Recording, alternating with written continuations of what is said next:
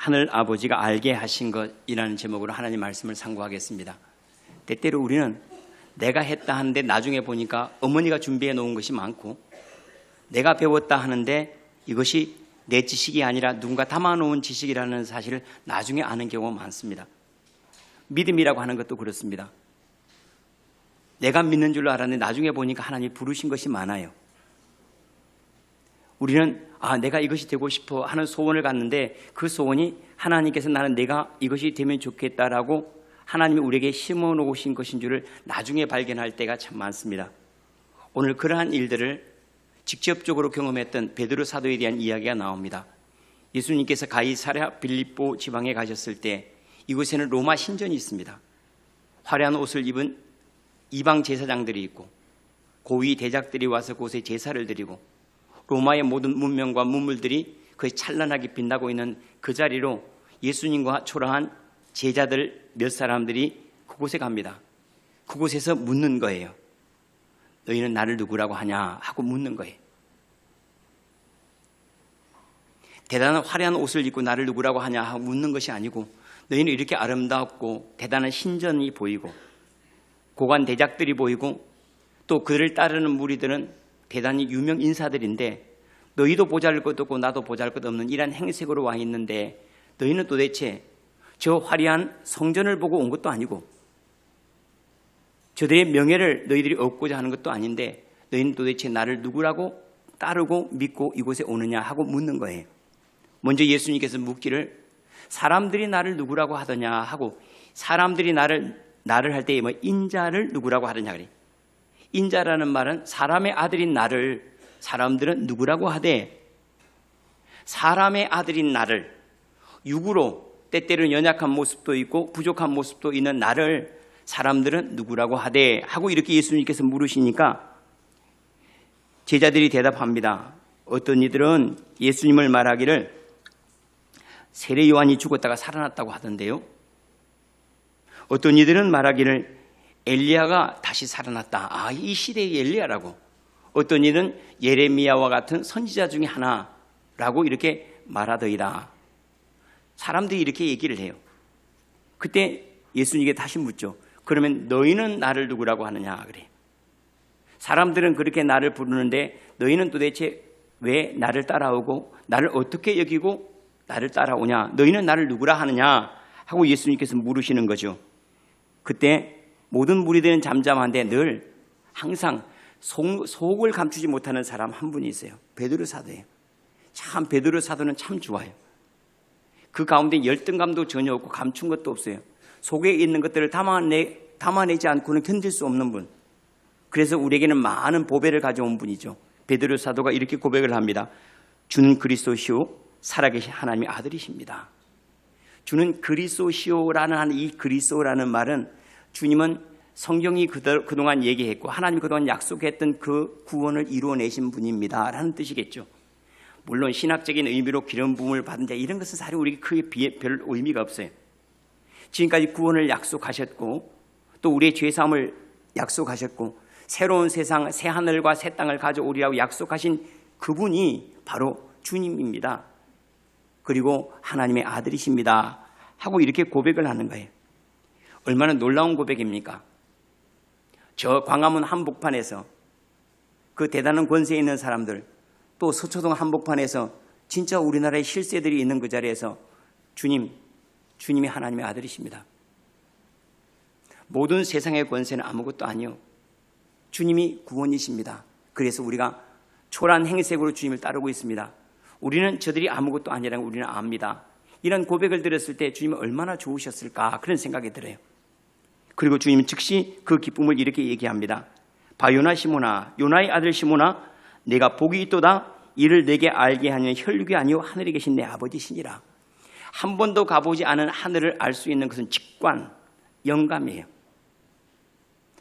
한 번도 만져보지 않은 것들이 느껴진다. 그것은 하늘의 일들이지 땅의 지식이 아닙니다. 땅의 지식이 잘 조합이 되면 하늘을 만들어낼까요? 만들어낼 수가 없죠. 하늘의 일은 하늘이 알아서 우리에게 이야기해 주시기 전까지는 하늘의 일을 알 수가 없어요. 그런데 하늘에 속하신 분을 우리가 알아챘다. 이것이 하늘이 너에게 준 마음이 아니면 내가 알 길이 없다. 내가 지금 나를 그리스도라고 하나님의 아들이라고 아는 것, 이것은 땅의 지식으로 깨닫는 것이 아니요, 사람들이 가르침으로 된 것이 아니라, 이것이 혈육에서 나는 것이 아니라 하늘에 계신 내 아버지께서 내게 알게 하신 것이라. 하늘에 계신 내 아버지께서 알게 하신 것이라. 우리의 이러한 것들이 여기 안에 많습니다. 하나님께서 알게 하셔서 알고, 하나님께 담아 놓으셔서 내 생각으로 가져가고, 하나님께서 담아 놓으셔서 하나님의 생명으로 살아가는 것. 그런데 이게 너무나 나와 결합이 되어서, 연합이 되어서 마치 내 것처럼 말하고 내 것처럼 살아가고 내 것처럼 선포하는 그런 은혜가 되었어요. 이것이 사실은 생명의 연합이라고 말합니다. 나중에 이것이 너무나 명확하기 때문에 마치 내가 그리스도라고 말하는 사람까지 나올 정도로 너무 감사하죠. 하나님과 사람을 구별하지 아니하고 하나님 모든 것들을 우리에게 다 모시고 너는 내 아들이라고 부르신 그 은혜가 얼마나 감사합니까? 그러면서 다시 예수님이 말씀을 하세요. 내가 너를 베드로라고 하지 않았냐? 베드로라는 말은 아람어로는 게바, 헬라어로는 베드로인데 다 반석이라는 뜻입니다. 내가 내 이름을 바꾸지 않았냐? 반석이라고. 왜 바꾼 줄 아냐? 이것 때문이다. 바로 이 위에, 바로 내 위에다가 내가 이런 믿음을 가지고 있는 까닭에, 내가 나를 그리스도로 알고 내가 나를 하나님의 아들로 아는 까닭에 나는 내 위에다가 내 교회를 세우겠다.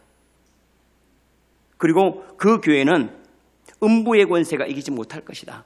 사망조차도, 그리고 마귀조차도 흔들지 못하는 그러한 견고한 집이 될 것이다. 내가 또한 너에게 천국 열쇠를 줄 것인데, 내가 땅에서 무엇이든지 매면 하늘에서도 매이고 땅에서 무엇이든지 풀면 하늘에서도 풀리리라. 내가 하늘의 모든 일들을 땅에서 행할 거라는 거잖아요. 천국 열쇠는 내가 땅에서 하늘의 모든 일들을 행할 거라는 거예요. 땅에서 내가 하늘을 맬 줄도 알고 땅에서 내가 하늘을 풀 줄도 아는 그러한 권세를 내가 내게 줄 것이다 하고 말씀을 하세요. 뿐만 아니라 이 말씀을 하신 다음에 제자들이 경고하세요. 아무에게도 내가 그리스도라는 이야기를 하지 말아라. 왜냐하면 아직 때가 되지 않았기 때문이에요. 사람이 지금 만나야 될 때가 있고 성숙해서 알아야 될 때가 있어요. 아이들이 어른 일을 미리 알아버리면 값어치 없는 인생이 되기가 쉽고, 어른이 돼서도 어린아이의 일을 붙잡고 있으면 그거는 유치하기가 쉽습니다. 사람은 딱 때가 되었을 때 만나는 인생이 제일 좋거든요. 그래 주님께서 아무에게도 이러지 말라 하고 제자들을 경계하셨어요. 하나님의 말씀을 조금 더 상고하도록 하겠습니다. 사람들이 나를 인자를 누구라고 하되, 사람들이 인자를 누구라고 하되, 그리고 너는 나를 누구라고 하느냐? 사실은 이것은 우리가 주님을 만나는 과정이라고 할 수가 있죠. 우리는 처음에 예수 그리스도를 하나님으로 믿고 따라 나온 사람 아무도 없습니다. 누군가 예수에 대한 이야기한 사람이 있었고, 설명해 주는 사람이 있었고, 초청하는 사람이 있었어요. 전파하는 이가 없이 어찌 듣고, 또한 그것을 듣지 않으면 우리가 어떻게 믿겠습니까? 누군가 전파하는 일을 통해서 우리는 예수께로 왔고, 그 예수를 우리가 만나는 그런 과정을 잘 보여주고 있습니다. 사마리아 여인에 대한 이야기를 여러분들은 요한복음 4장에서 많이 읽었을 겁니다. 한 여인이, 사마리아 여인이 예수님을 만나죠. 그에게 남편이 5이 있었고 지금 있는 남편도 자기 남편이 아니라는 사실까지도 예수에게 드러내는, 자기의 모든 일들을 다 알고 계신 예수님을 만나고 난 다음에, 야, 놀랍다, 내가 메시아를 만났다 하고 마을로 돌아가서 예수님에 대한 소식을 막 얘기를 합니다. 사람들이 와서 예수님께 이야기를 이틀 동안 듣고 난 다음에 그들도 자기에 대한 믿음을 갖기 시작했습니다. 주님에 대한 믿음을 갖기 시작했습니다. 그리고 나서 이틀이 지난 다음에 그들이 고백하는 말이 요한복음 4장 42절에 나와 있습니다. 그 여자에게 말하기를, 이제 우리가 믿는 것은 네 말로 인함이 아니니 이는 우리가 친히 듣고 그가 참으로 세상의 구주신 줄 알미라 하였더라. 우리가 이 예수께 나올 때까지는 내 말을 믿고 들어서 나왔지만은, 이제 우리가 예수를 믿는 것은 내 말 때문이 아니라 우리가 직접 보고 들은 것, 그것 때문에 내가 이 사람이 그리스도인 줄 아노라 하는 고백입니다. 우리도 다 그러했죠. 누군가 예수에 대한 이야기를 들었어요. 설교를 통해서 들었던, 아니면 전도하는 사람을 통해서 들었던, 간증을 통해서 들었던 예수에 대한 이야기를 들었습니다. 그 다음에 이야기한 그분을 만났죠. 많은 이들이 여기에서 이 단계를 넘어가지 못합니다. 사람들이 누구라고 하되, 예, 목사님이 이렇게 얘기를 하던데요, 교회에서 이렇게 얘기를 하던데요, 예, 이렇게 배웠습니다. 너는 나를 누구라고 하냐? 너는 나를 누구라고 하느냐? 이것이 우리의 자세를 결정을 해요. 우리가 예수를 누구라고 여기는가를 가만히 쳐다보면 그것이 믿음의 모습입니다. 오늘도 예배를 드리는데 우리 아들 내미가 저에게 이렇게 물어요. 아빠, 저 잘 믿고 있는 걸까요? 하고 이렇게 얘기를 하더라고요. 제가 믿음대로 잘 살아가고 있는 걸까요? 하고 물어요. 그래 제가 얘기했죠. 아들아, 넌 믿음대로 잘 살고 있다. 사람 믿음대로 안 사는 사람이 어딨냐? 다 믿음대로 살지. 믿음대로 안 사는 사기꾼도 자기 믿음대로 살아요. 믿음대로 다 삽니다. 자기가 결정한 것은 자기 믿음이 그러하기 때문에 그래. 예수가 믿을 만하지 않기 때문에 예수를 안 믿는 거예요. 하나님을 믿을 만하지 않기 때문에 하나님을 안 믿는 거예요. 그 사람의 믿음이 그 모양이에요. 그냥 사람은 다 자기 믿음대로 살아요. 중요한 것은 내가 누구를 믿고 또 그분이 어떠하심을 믿느냐가 중요한 거예요. 이 자리에도 예레미야처럼 한 선지자 중에 한 사람을 만나러 나온 이도 있을 거고, 어떤 이는 세례 요한이 죽었다가 살아났다고 오는 분도 있을 거고, 어떤 사람은 예수에 대한 이야기를 들으려고 온 사람도 있을 거예요. 예수 이야기를 들으려고 한 것이 아니고 예수에 대한 이야기를 들으려고 오신 분들도 있을 거예요. 사람은 믿음대로 다 삽니다. 그 믿음이 자세를 결정하죠. 내가 지금 하나님 앞에 나왔다고 믿는 사람들은 겸손하고 주님께 경청하겠죠. 내가 강의를 들으려고 나왔다 하면 산만하겠죠. 그렇죠. 내가 지금 어떤 마음, 어떤 믿음으로 주님 앞에 나와 있느냐, 그것이 무엇보다 중요하죠. 우리는 이것을 가리켜서 인격적인 만남이라고 말합니다. 자, 우리가 진리로 말미암아 자유케 되죠. 진리에 대해서 아는 지식이 우리를 자유롭게 할까요? 그래서 우리의 삶을 보면 알아요. 화 안 낸다고 생각하고 화 안 내는 것이 옳다고 얘기하면 화가 안 납니까? 화나는 것은 어떻게 할 수가 없어요. 분명히 화를 안 내야지 인생이 행복하다는 걸 알아요. 그런데 화가 나는 거 어떻게 하지를 못하잖아요. 화해에 대한 지식이 우리를 평안케 하는 게 아니에요. 평안한 영이 오셔야 평안해지는 거예요. 진리의 영이 오셔야 자유로워지는 거예요.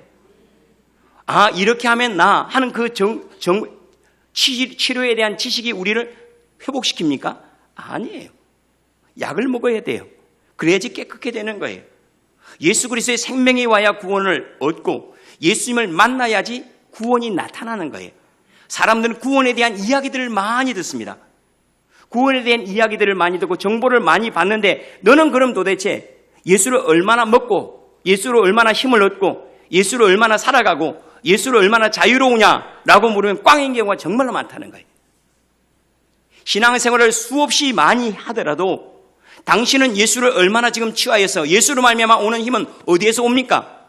당신의 지식 가운데 예수가 담아놓은 지식은 얼마나 있습니까? 당신의 인격 가운데 예수로 말미암아 채워진 부분은 얼마나 있습니까? 라고 물었을 때 대답하기를 주저하는 일들이 얼마나 많은지 모릅니다. 제 삶이 그러하거든요. 우리의 삶이 다 그렇지 않습니까? 그런데 그 가운데서 베드로 사도가 이렇게 고백을 합니다. 주는 그리스도시요 살아계신 하나님의 아들이십니다. 주는 그리스도시요 살아계신 하나님의 아들입니다. 여러분들은 지금 예수님께서 너는 나를 누구라고 따라오느냐, 나를 누구라고 여기느냐 하고 물으신다면 뭐라고 얘기를 하겠습니까?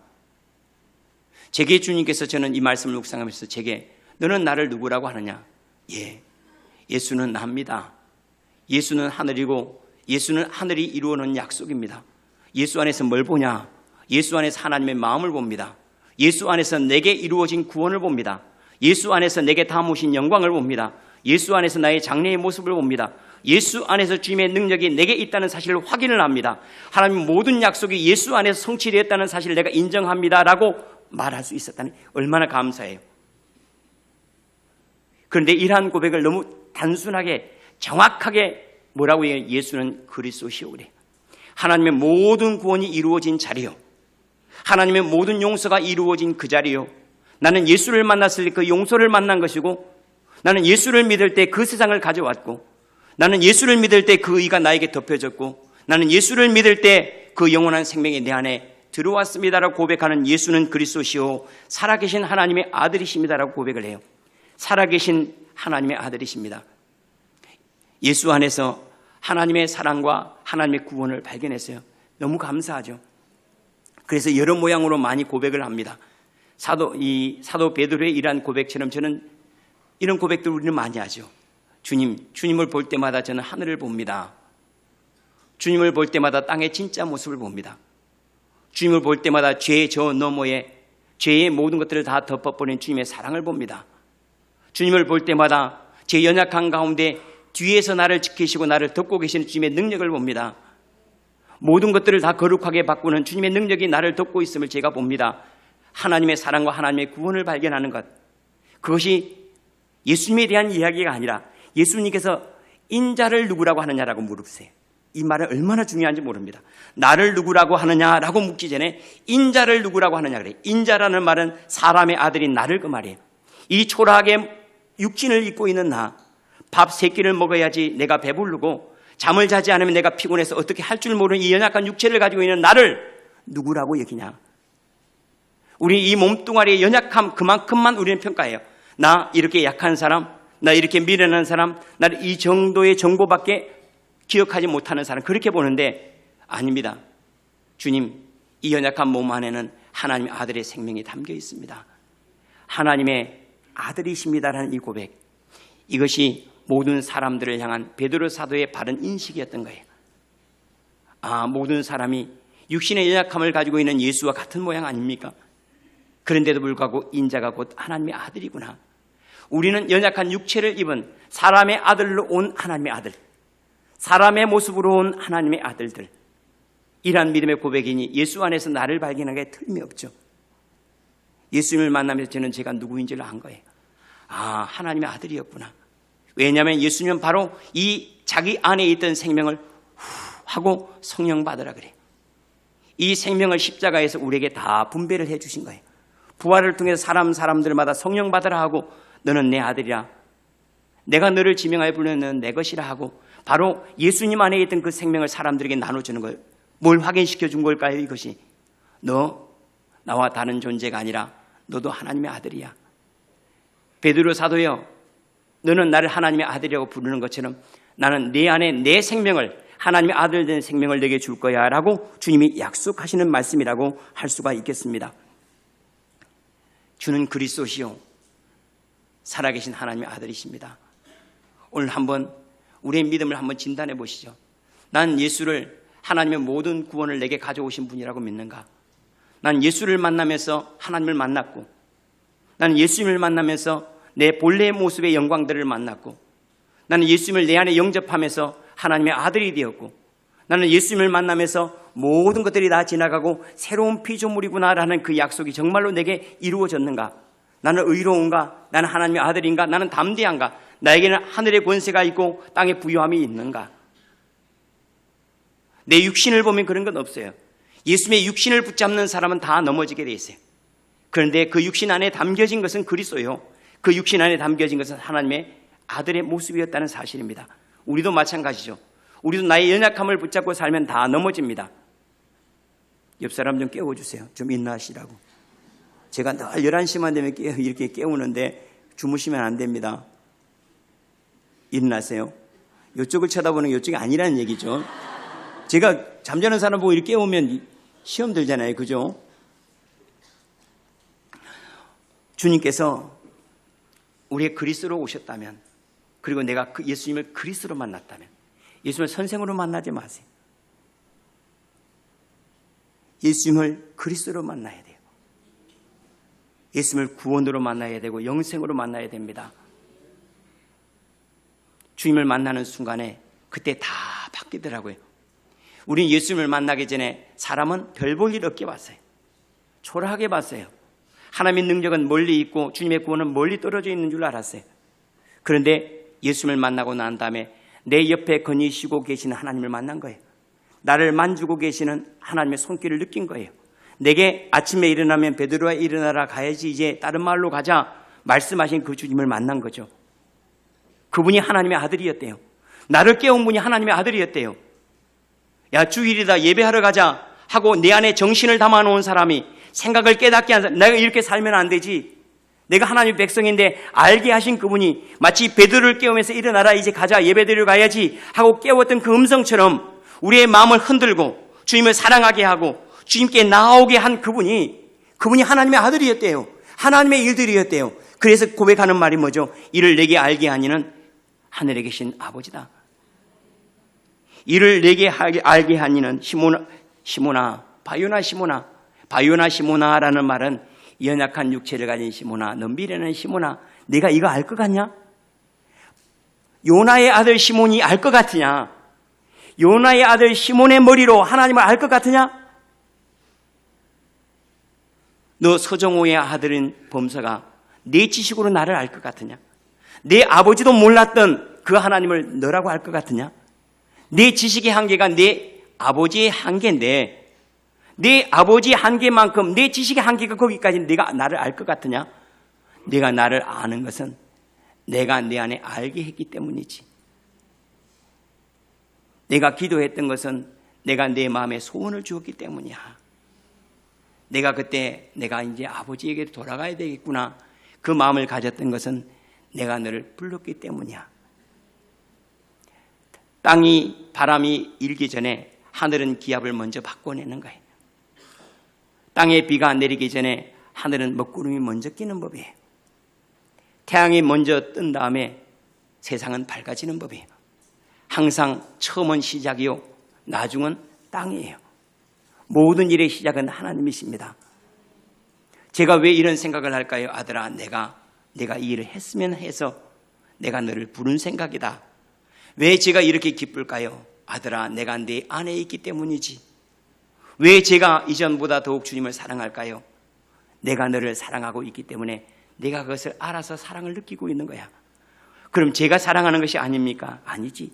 사랑하는 걸 맞는데 내가 먼저 시작한 일이야. 제가 주님께 나온 거 아닙니까? 내가 부르지 않으면 아무도 나올 사람이 없어.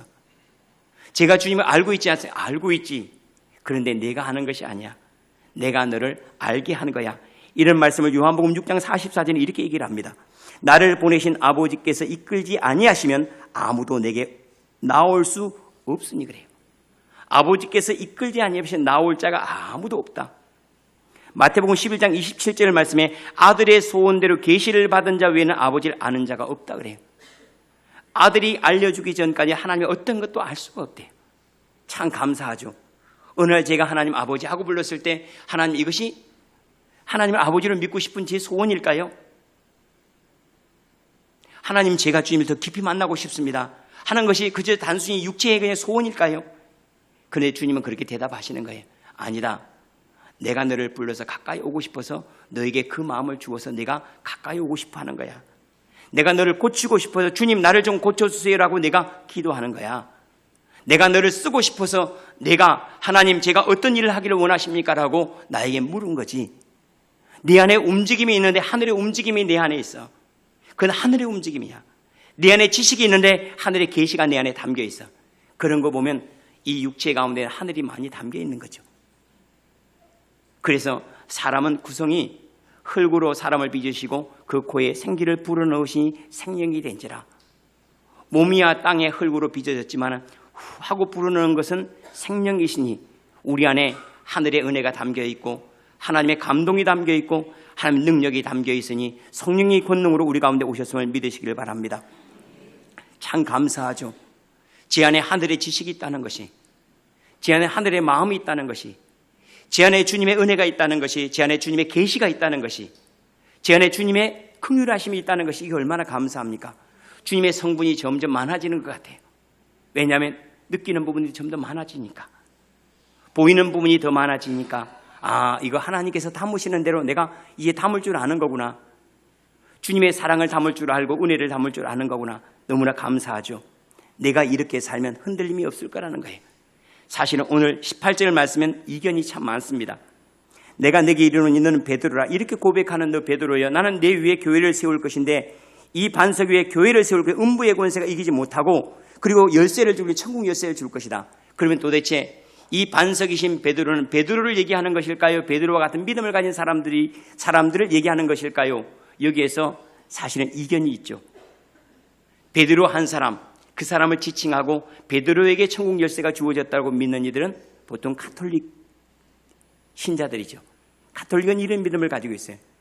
하나님께 베드로에게 열쇠를 준 것, 그것을 다시 교황에게 주었고 그 교황이 다음 교황에게 주었다라고 하는 그러한 교리를 가지고 있죠. 베드로 수익권에 대한 교리를 가지고 있어요. 그런데 우리 개혁교회는 그런 믿음이 아니고 베드로 사도와 같은 믿음을 가진 그 사람이 교회예요.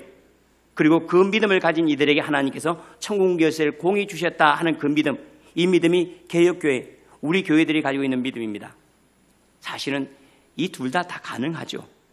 이삭에 대한 이야기일 뿐만 아니라 우리에 대한 이야기요. 이삭을 빼고 나서 우리들에 대한 믿음만 얘기는 또 하지 않죠. 베드로 사도의 이 고백은 베드로 사도의 일일 뿐만 아니라 우리의 일이고, 또는 우리의 일일 뿐만 아니라 베드로 사도의 것이기도 해요. 그러니까 이것이 저렇다, 이것이 옳다 그러다기보다는 중요한 것은 지금 내가 예수를 반석으로 취하고 있는가를 중요해야 돼. 내가 지금 예수 안에서 흔들림이 없습니까? 예수 안에서 나는 흔들림이 없는 사람, 내가 내 위에 교회를 세우리니 그 교회가 음부의 권세가 이기지 못하리라. 음부의 권세가, 두려움이 나를 엄습하지 못하고 나는 여전히 예수를 주라고 고백합니까? 염려가 나를 이기지 못하고, 걱정이 나를 이기지 못하고, 사망이 나를 이기지 못하고, 죄도 나를 이기지 못하는 견고한 믿음을 예수 안에서 만났냐 그 말이에요. 나는 예수 안에서 흔들림이 없는 인생이 되었습니다. 예수 안에서 흔들림이 없는 그러한 삶이 되었습니다. 고백할 만큼 크게 예수를 만났느냐는 거예요. 이것이 정말로 중요한 거 아닙니까? 예수는 정말로 나의 반석이고, 나는 그 반석으로서 예수 안에 세워진 인생은 치우치지 않습니다. 이것이 우리의 믿음의 고백이 될 때 우리는 그때 다 베드로의 자리에, 베드로가 받은 그 권세에 참여한 자 되지 않겠습니까? 예수님을 하나님의 아들로 믿고 그 아들의 영원한 생명이 내 안에 있다는 사실을 믿는다면 뭐가 무섭겠습니까? 뭐가 걱정이 되겠어요? 뭐가 두렵겠습니까? 뭐가 염려가 있겠습니까? 염려가 흔듭니까? 귀신이 흔듭니까? 두려움이 흔듭니까? 예수를 주라고 바르게 믿지 않기 때문이죠. 마음이 흔들립니까? 세상이 흔들립니까? 예수를 만나고 난 다음에 내 안에 예수는 치우침이 없고 흔들림이 없는데, 예수를 만나고 난 다음에 내 인생이 통째로 흔들리기 시작했어요. 생각했던 게 글렀어요. 경험했던 것들이 틀렸어요. 보았던 세상이 달랐어요. 예수 안에서 보여지니까 예수가 흔들리지 않는 성이요, 나머지 모든 것들은 다 변개하는 세상이었어요. 예수님이 말씀하신 것은 견고한 진리였고 나머지 모든 것들은 그 시대에 필요한 지식일 뿐이었던 거예요. 예수가 반석이고 나머지는 다 그 위에 세워진 집들이었던 거예요. 여러분, 우리 안에 움직이는 것은 뭐고 움직이지 않는 것은 뭡니까? 흔들리는 것은 뭐고 흔들리지 않는 것은 뭡니까? 우리 육체에 흔들리죠. 늙기도 하고 젊기도 하고 시간이 되면 병들기도 하고 나중에는 싹 후패해지겠죠. 그러나 흔들리지 않는 것은 뭡니까? 내 안에서 치우치지 않는 것은 뭡니까? 이것이 정말로 지어진 집과 같이 내 마음은 하나님의 성전으로 잘 건축되어 가고 주님을 향한 믿음은 더욱 견고해지고 내가 주님을 향한 신실한 자세는 변함이 없습니까? 그렇다면 예수는 나의 반석이 맞죠. 그리고 주님 안에 세워진 인생이라고 할 수가 있습니다. 삶이 어려울 때는 흔들리는 것을 붙잡으면 더 흔들립니다. 나를 붙잡으면 더 두려워지고, 가난해질 때 나를 생각하면 더 넘어집니다.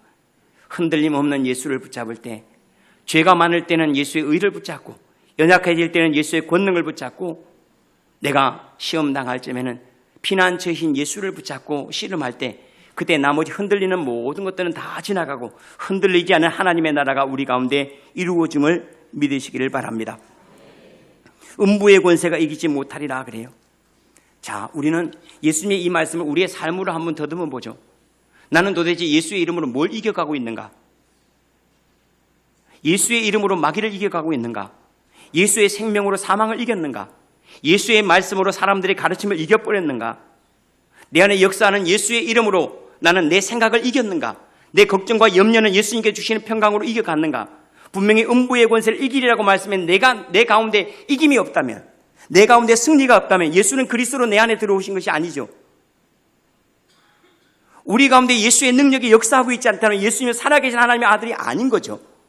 정말로 내가 예수님을 능력으로 살아계신 하나님으로 그리스도로 만났다면 나는 지금 이기고 있습니다. 죄를 이기고 있습니다. 두려움 오지만 두려움을 이기고 있습니다. 염려가 올 때 주님의 말씀이 이걸 이겨버려요. 내가 주님 안에 있다는 것으로 나는 평안입니다. 사망이 제게 다가오는 걸 제가 어떻게 할 수가 없지만 그러나 내 안에 영생이 있다는 사실 때문에 나는 이것을 넉넉히 이겨가고 있습니다 하는 이 믿음의 고백, 이 고백에 우리가 주님 앞에 돌려야 될 찬송의 모습이지 않을까 그런 생각이 듭니다. 예수는 주, 예수는 그리스도, 예수는 나의 승리, 예수는 나의 생명이 되었습니다. 음부의 권세가 이기지 못하리라. 너무나 감사하죠. 음부의 권세가 내가 나를 주로 믿느냐? 두려움이 너를 빼앗지 못할 거다. 혹시라도 두려움이 오냐? 예수는 주라고 다시 시인을 해라. 질병 때문에 염려가 되고 근심이 되냐? 치료하는 하나님이라고 나를 다시 붙잡아라. 그리고 다시 그 은혜를 입어라. 나를 붙잡아라, 나를. 참 감사하게도 주님을 붙잡으면 전부 다 얼굴이 싹 바뀌어가죠. 사망이 싹 다가오더니 갑자기 생명이 되고, 죄가 다가오더니 은혜가 돼요. 연약함이 다가올 때는 그 안에 예수의 능력이 담겨서 와요. 모든 것들이 예수 안에 싹 바뀌어가요. 참 이것이 우리에게 주신 은혜가 아닌가, 복이 아닌가, 그런 생각이 듭니다. 내가 천국 열쇠를 내게 주리니 내가 땅에서 무엇이니 매면 하늘에서 매일 것이요 내가 땅에서 무엇이니 풀면 하늘에서도 풀리리라. 이걸 다른 표현으로 이렇게 얘기하면 되겠죠. 너는 하늘을 담아내는 그릇이야. 하늘은 너를 통해서 이야기할 것이고, 하늘은 너를 통해서 흘러갈 것이요, 하늘은 너를 통해서 보여질 것이고, 하늘은 너를 통해서 느낄 거야. 하나님의 사랑은 느낄 수가 없지만은 사랑하는 이들의 몸의 섬김을 통해서 하나님의 사랑이 이런 것이구나 하는 것을 느끼게 될 것이고, 사람들은 귀로 하나님의 음성을 들으려고 하니까 들을 수가 없지만은, 그러나 하나님의 음성을 들은 이가 말할 때 그들은 귀로 하나님의 소리를 들을 것이고, 그들은 사랑을 느끼고 싶지만 느끼지 못할 때, 그때 사랑하는 이 하나님의 영에 붙잡힌 바 된 이들이 사랑할 때 이것이 하나님의 사랑이었구나라고 느끼게 될 것이니, 하늘의 모든 것들은 너를 통해서 나타난 바 될 거라는 거잖아요. 하늘의 모든 영광은 너를 통해서 나타나고, 하늘의 비밀한 일들은 선지자를 통해서 선포되고, 하늘의 능력들은 그것을 믿고 신뢰하는 자를 통해서 치유의 능력으로 나타날 거라는 거 아닙니까? 이것이 천국 열쇠 아니겠어요? 천국 곳간에 있는 모든 것들을 내가 가져오기도 하고 다시 돌려보내기도 하고, 옛것과 새것을 가지고 사람들을 배부르게 하는 그 일을 내가 내게 맡겼다 하는 그 말씀 아니겠습니까? 하늘의 모든 일들은 사람을 통해서 이루어집니다. 하늘의 모든 일들은 나를 통해서 이루어져요. 치료는요, 나를 통해서 나타나요. 복음은요, 나를 통해서 흘러가요. 하나님의 은혜는요, 받아들이고 인정하는 이에게 나타나게 돼서, 그것을 주님은 뭐라고 하죠? 요한복음 1장 13절 말씀에 말씀이 육신을 입으니 은혜와 진리가 충만하더라 그랬어요. 말씀이 육신이 되어 우리 가운데 거하시며 우리가 그 영광을 보니 독생자의 영광이 은혜와 진리가 충만하더라. 영광은 왜 나타난가? 몸으로 순종하니까 나타나요. 하늘의 기쁨은요, 우리가 인정할 때 내 심령에 나타나기 시작해요. 아멘 할 때 그때 구원이 되고, 아멘 할 때 그때 능력이 되고, 아멘 할 때 천국이 되고 권세가 되는 그러한 역사를 우리 가운데 허락했대요. 천사들에게 허락한 것이 아니고 내 가운데, 우리 가운데 예수를 주라고 고백하고 하나님의 아들이라고 고백하는 그들에게 예수 안에서 하나님을 가져오고, 예수 안에 영생을 소유하는 사람들, 예수 안에서 하나님의 아들의 생명을 가진 사람들, 예수를 만나면서 이것이 내 안에 역사하고 있는 능력이었구나, 이것이 나를 지키고 있는 능력이었구나, 이것이 내 안에 역사와 하나님 권능이었구나 아는 그 사람들에게는 흔들림이 없을 것이요, 마귀의 일들이 멸하질 뿐만 아니라 하늘의 모든 일들이 그를 통해서 나타나지게 될 것이다 하고 말씀을 하세요. 그러므로 담아내되 하나님을 담아내는 삶이 되기를 바랍니다. 여러분의 입술에는 하나님의 말씀이 담아내서 여러분 말을 듣는 사람이 힘이 나게 하십시오. 여러분의 입에다가 복음을 담아내서 주님을 알지 못하는 사람이 복음을 듣게 하십시오. 여러분 몸에다가는 예수님의 사랑을 담아내서 누군가 옆에 가만히 있어 주십시오. 지난번에도 제가 그런 말씀을 드렸죠. 우리는 꼭 섬김하면 돈으로 한다고 생각하죠. 돈 가진 사람은 돈으로 많이 해야 됩니다. 또 괜히 또 몸으로만 하려고 그러지 마시고, 이게 첫 번째입니다. 돈이 있으면서 챙기지 말고 좀 돈으로 좀 많이 하세요. 이거 꼭 제가 이 영상을 페이스북에 올리면 꼭 요 말 따라서 저 도둑놈 그렇게 꼭 댓글 달아요. 그런데 설교 들으면 지금 두 사람이 저 도둑놈 돈 뜯어내려고 그러네 하고 저를 딱 째려보는데 그 마음부터 버려야 됩니다. 그런데 돈이 없어도 우리 마음으로, 우리 몸으로 할 수 있는 게 얼마나 많은지 몰라요. 여러분 눈으로 가만히 쳐다보고 가만히 동의하고 고개 한번 끄덕여 보세요. 말하는 사람이 얼마나 힘을 내는지 한번 주무셔 보세요. 말하는 사람이 얼마나 힘이 빠지는지.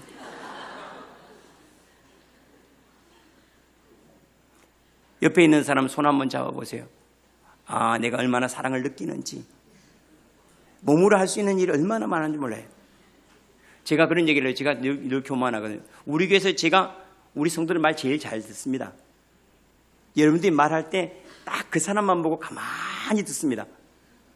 대통령이 와도 오지는 않아서 다행이지만은 그 사람만 쳐다봅니다.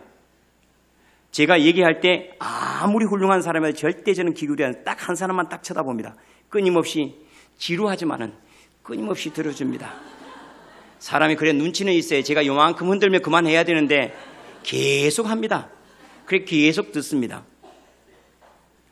눈으로 할 수 있는 것, 고개로 할 수 있는 것이 얼마나 많은지 몰라요. 가만히 경청해주는, 내 말에 귀를 기울이는 사람이 있다는 것을 알면 사람이 힘이 나게 돼 있어요. 우리 안에는 하나님을 담아낼 수 있는 놀라운 능력이 역사합니다. 우리 입술에 하나님을 담아내면 사람이 살아나고, 우리 안에 예수를 담아내면 지옥이 천국이 되고, 우리 안에 하나님의 능력을 담아내는 병든 자가 나음을 얻을 것이라고. 담아내는 것이 예수가 아니라 담아내는 것이 나이기 때문에, 담아내는 것이 세상의 조그만 정보기 때문에, 담아내는 것이 하나님의 진리라면 사람을 자유롭게 할 것이고, 하나님 말씀이라면 힘있게 할 것이고, 하나님의 생명이라면 권능을 가질 것이라고 약속을 하지 않았습니까? 그런데 이 일들을 누군가에게 하늘이 잠깐 점지해줘가지고, 잠깐 능력을 베풀어줘가지고 그가 일어날 걸 착각하지 말라는 거예요. 지금 내 안에 그 일을 행하시고 있는 일을 내가 믿고 내 몸을 드리고 내 마음을 드리고 내 생각을 드리면 내가 그 일에 내 몸이 될 것이라 하니, 우리가 예수의 몸이요 우리가 그분을 담고 있는 질것이라고 말씀하지 않습니까? 하나님, 제 안에 이런 능력이 역사함을 제가 이제 발견합니다. 제 안에 이런 능력이 있습니까? 제 이런 권세가 역사하고 있습니까? 내 안에 이런 능력이 역사하도다. 내 안에 이런 진리가 있었다니 참 놀랍고 감사하다. 매일매일 우리는 하나님을 경험하고 그것을 담아내면서 또 경험을 하고 흘러내면서 또 경험을 하고, 사람이 살아남을 통해서 주님이 흘러갔군요. 주님이 말씀을 하신 거네요. 주님이 약속하신 거고 주님이 기도하셨네요. 이게 얼마나 감사할 일이에요. 가끔씩 제게 그런 간증을 하는 분이 있어요. 목사님, 그때 목사님 안수 기도할 때 그때 제가 나음을 입었어요. 너무 감사합니다. 그때 제가 확인해, 참 능력이 내게 있는가 보다 그러겠어요. 하나님 참 감사합니다. 제 안에 주님이 계셨네요. 그때 제 안에 그때 주님이 계셨어요. 너무 감사해요. 때때로 설교를 듣고 나서 은혜를 받았다고 할 때, 하나님 그때 제 입술에 주님의 말씀을 담았습니까? 참 감사합니다. 어떤 사람은 못 들었는데요. 맞다, 그는 안 들은 거다. 그럼 저는 잘못 없지요? 없다. 좋은 사람이 잘못이죠. 좋은 사람이 잘못이지, 말한 너는 안 졸았잖아. 저는 말하면서 안 좁니다. 예수 잘 믿으세요. 여러분, 하나님을 믿고 하나님의 생명 안에 거하는 삶보다 더 안전한 것이 어디 있습니까? 하늘을 완전히 신뢰할 수 있는 사람, 하나님께 행하신 그대로를 받을 수 있는 사람, 하늘과 화평한 사람, 예수 안에서 자기를 발견하고 예수 안에서 구원을 만난 사람, 그 인생보다 더 안전한 인생이 어디 있겠습니까? 세상의 모든 것들이 흔들리는데 흔들리지 않는 그분을 붙잡고 씨름하는 사람, 그 사람을 누가 해야겠습니까? 예수님 안에서 하나님의 구원과 사랑을 발견하고 그 구원과 사랑을 살아가는 사람보다 더 안전한 인생이 없음을 다시 인정합니다. 그리고 여러분들 안에 이 천국 열쇠가 작동했으면 참 좋겠어요. 풀기도 하고 맺기도 하는 것. 내 안에 오면 전부 다 풀어져서 나를 만나면 사람들의 얼굴이 막 바뀌어요. 시들시들했던 사람이 막 바뀌고, 죽어갔던 사람들이 일어나고, 불평했던 사람들이 그렇게 고마운 일을 내가 불평했네요. 원망했던 사람들이 그렇게 감사할 일들을 내가 그렇게 원망을 했네요 하고, 제 삶을 통과한 모든 일이 더 행복하게 되고 더 살아내게 되고 더 회복되는 그런 역사로 하나님께 우리를 부르셨어요. 자기 혼자 잘 살 거라고 씨름하지 마세요. 우리가 먹고 살 건 주님이 책임지셨대요. 그거 알죠? 왜 솔로몬에겐 지혜를 주셨을까요? 솔로몬의 마음에는 이스라엘 백성이 있었고, 왜 내게는 그 지혜를 안 주실까요? 제 마음에는 저밖에 없기 때문에 안 줘요. 저 한 사람 살기에는 그렇게 많은 지혜가 필요치 않거든요. 근데 저 수많은 사람을 먹이려면요, 그 지혜가 필요했기 때문에 그래요. 나 한 사람 벌어먹고 살려고 몸부림치면서 그것이 인생의 전부인 것으로 착각하지 마세요. 여러분들이 살릴 수 있는 사람들이 얼마나 많은데, 여러분들의 말이 다른 사람을 회복시킬 수 있는 능력이 얼마나 많은데, 여러분들의 말 한마디에 살아날 수 있는 사람들이, 여러분의 말 듣기를 사모하는 사람들이 얼마나 많은데, 피조물이 하나님의 아들이 나타나기를 고대하도다 말씀하신 것처럼 여러분이 한번 손잡아주기를 기다리는 사람이 얼마나 많은데요. 여러분들을 통해서 하나님을 만나고 싶어하는 영혼들이 얼마나 많은데요. 여러분들을 통해서 사망이 생명이 되는 역사를 경험하기를 원하는 사람들이, 여러분들의 귀를 기울이고 있는 사람들이 얼마나 많은데, 늘 나는 어떻게 할까, 나는 어떻게 할까, 자기 자신만 가지고 씨름하니 저들을 구원할 지혜가 없고, 내가 무엇을 먹을까, 무엇을 마실까, 무엇을 입을까, 나의 양식만 걱정하니 나에게 더 채워지는 양식이 전혀 없는 거예요. 요셉은 요셉의 꿈을 꾸고, 바로는 바로의 꿈을 꾸고, 간수장은 간수장의 꿈을 꾸는 거예요. 노예가 왕의 꿈을 꾸지 않아요. 노예는 왕의 지혜를 갖지를 못합니다. 노예는 왕의 지도력이 필요가 없어요. 하나님께서 우리에게 은혜를 주신 까닭은, 우리로 하여금 천국을 열고 천국을 닫게 하시는 그 권능을 주신 까닭은, 우리를 통해서 하나님의 나라가 이 땅에 흘러가고 채워지고 사람이 살아나고 회복되게 하시는 그 놀라운 일을 우리 가운데 계시적으로 이루기 위해서 우리를 부르셨다는 사실을 믿으시길 바랍니다. 하나님의 아들이 좀 당당함이 있어야죠. 하나님이 나를 지키시는데 누가 나를 해합니까? 그리스도가 내 안에 계시고 살아계신 하나님의 아들이 내 삶을 인도하시는데 질병이 나를 엄습하겠습니까? 나를 넘어뜨리겠습니까? 나를 향하여 헐뜯고 비난하는 사람들이 내 마음을 빼앗아갈 수 있겠습니까? 내 마음이 이미 정하여져 있는데, 내가 이미 그리스도의 세상 안에 들어가 있는데, 내가 주님의 손 아래서 보호하심을 받고 있는데, 주님의 내 능력이 내 안에 역사하고 있는데, 누가 나를 그리스도의 사랑에서 끊을 수 있으며 누가 나를 그리스도의 구원에서 빼앗을 수 있겠습니까? 나 한 사람 붙잡고 씨름하지 마시고 여러분의 입술을 통해서 예수가 흘러가게 하십시오. 말씀이 육신이 될 때 영광이 되는 법이에요. 여러분들을 통해서 그리스도가 담겨질 때 그 말은 권세가 있고, 그 기도는 사람을 구원하고, 그 전도는 사람들에게 영생을 주고, 여러분이 한번 붙잡은 손으로 사람들이 일어나고, 손을 얹고 기도한 즉 병든 자가 나음을 얻는 그러한 역사로 부르셨다는 사실을 잊지 않았으면 참 좋겠습니다. 너무 나를 붙잡고 씨름하지 마세요. 가끔씩 우리가 나 붙잡고 씨름하는 더 병이 들고 다 잊어버리고 자식 붙잡고 씨름하다 보니까 우리가 언젠가 다 지나버리지 않습니까? 자식 낳고 어떻게 자식 키울까 걱정하다 보니까 걱정거리 언제 다 지나가 버리고 자식은 다 커버렸어요. 내 아픈 것도 지나갔고 내 슬픈 것도 지나갔어요. 내 슬픔, 내 아픔들 씨름했다면 자식들은 망가지고 나는 더 망가졌을 거예요. 우리는 가끔씩 내가 아픈 것 그것까지 씨름하면 내가 나을 거라고 생각해요. 아니요. 내가 아픈 것은 나와 같은 아픔을 가진 이를 축복하기 위해서 내게 주신 거예요. 주님, 저들이 회복됨으로 내가 즐거워합니다. 저들이 잘됨으로 내가 즐거워합니다. 저들이 회복됨으로 내가 기뻐 찬송합니다. 우리의 마음이 총리가 되면 총리의 지혜를 갖고, 우리 마음이 왕이 되면 왕의 능력을 가질 것이고, 우리가 백성을 품으면 백성을 돌아볼 지혜를 주님께서 허락하지 않겠습니까? 하늘을 열고 하늘을 묶고 하늘을 가져오는 그러한 그릇으로 부르셨으니 여러분의 기도가 더 확장되어 가고 그 담대함과 풍성함이 더하여지기를 원합니다. 말씀을 마무리하면서 지난번에 제가 여러분들에게 보냈던 서신으로 마무리를 하겠습니다. 하늘은 맑고 온 세상은 고요하고 내 생각은 깊고 내 마음은 부드러우며 넓게 품고 풍성하게 살아갑니다. 하나님의 아들로 풍성하고 여유롭고 흔들림 없고 고요하고 하늘과 맑고 화평하게 살아가는 저와 여러분이 되기를 축원합니다. 기도하겠습니다.